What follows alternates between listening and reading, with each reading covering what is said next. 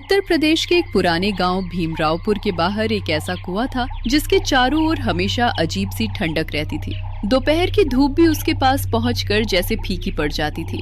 गांव के बुजुर्ग कहते थे कि उस कुएं में 400 साल पहले राजा वीर प्रताप सिंह ने एक भयानक चुड़ैल को तांत्रिकों की मदद से कैद कर दिया था।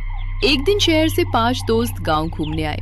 यार, ये गांव तो सच में बहुत खूबसूरत है। शहर की भागदौड़ से बिल्कुल अलग। चारों तरफ खेत, पुराने पेड़ और कितनी शांति है। ऐसा लग रहा है जैसे समय यही रुक गया हो। मुझे तो सबसे ज्यादा मजा इस पुराने माहौल में आ रहा है, लेकिन मैंने देखा है कि गांव वाले एक तरफ जाने से बच रहे हैं। लगता है उधर कोई राज छिपा है। मैंने भी नोटिस किया। चलो वहीं चलते हैं। अक्सर जहाँ लोग जाने से डरते हैं, वही सबसे दिलचस्प चीज मिलती है। पहले गांव घूम लेते हैं, फिर अगर समय मिला तो वहां भी चलते हैं। वैसे भी हम डरने वालों में से नहीं हैं। और अगर कोई भूत प्रेत निकला तो उसकी भी सेल्फी ले लेंगे। कुछ देर बाद गांव के चौपाल पर बैठे बुजुर्ग रामलाल ने उन्हें देख लिया। बेटा, तुम लोग शहर से आए हो, इसलिए एक बात ध्यान से सुन लो। गांव के पश्चिम में जो पुराना कुआं है, वहां भूल कर भी मत जाना। वो कोई साधारण कुआं नहीं है। वहां आज भी मौत जैसी खामोशी रहती है। आज से करीब 400 साल पहले इस इलाके पर राजा वीर प्रताप सिंह का राज था।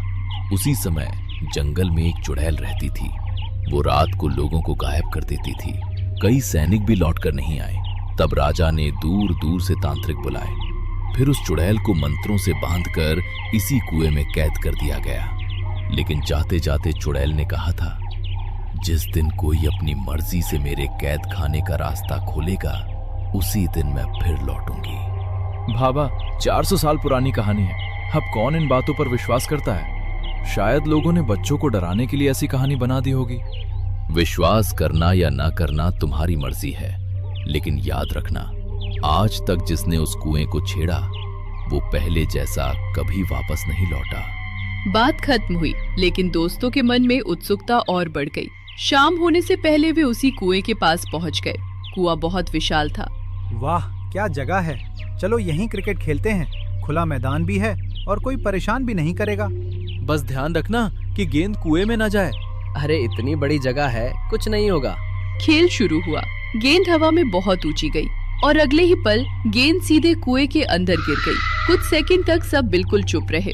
फिर कुएं के अंदर से पानी गिरने जैसी आवाज आने लगी, लेकिन वो आवाज सामान्य नहीं थी। ऐसा लग रहा था जैसे कोई बहुत गहरी सांसें ले रहा हो। अजीब है, इतनी देर तक पानी क्यों हिल रहा है? शायद नीचे बहुत गहराई होगी। तभी कुएं के भीतर से किसी औरत की धीमी हंसी सुनाई दी। तुम लोगों ने सुना? हाँ, लेकिन शायद गूंज होगी। अचानक कुएं के अंदर से किसी औरत की आवाज आई। 400 साल बाद कोई आया है। भागो यहाँ से, भागो! जैसे ही वे मुड़े, उनके पीछे जाने वाला रास्ता घने कोहरे से भर गया। अभी कुछ पल पहले साफ मैदान था, अब चारों तरफ केवल सफेद धुंध थी। ये अचानक कोहरा कहाँ से आ गया? हवा बर्फ जैसी ठंडी हो गई। बरगद के पत्ते बिना हवा के हिलने लगे। कुएं के अंदर से फिर वही आवाज आई। मेरी गेंद लौटाने नहीं आओगे?